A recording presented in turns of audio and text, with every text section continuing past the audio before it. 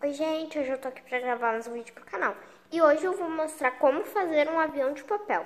Mas antes de começar o vídeo, deixe seu like, se inscreva no canal e ative o sininho das notificações. Bora pro vídeo! Ok, gente.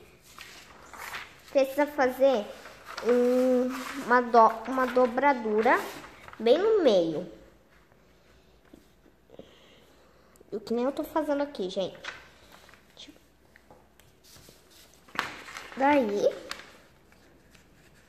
faz assim, faz outra dobradura desse jeito, dos dois lados.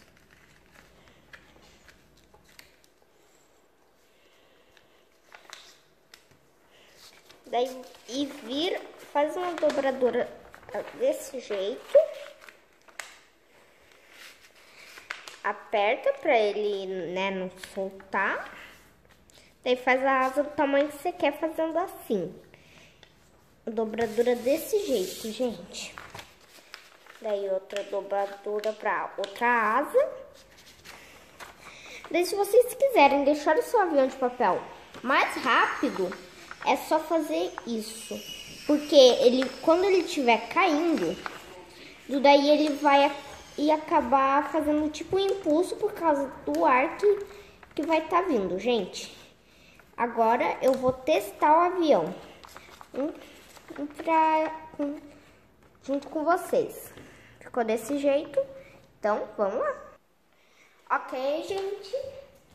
E vamos ver se o avião de papel deu certo. 3, 2, 1 e vai! Não deu muito certo, mas como vocês puderam ver, isso daqui diminuiu a queda.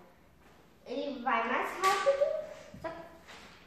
ele faz tipo um movimento assim, por causa disso, gente, ó.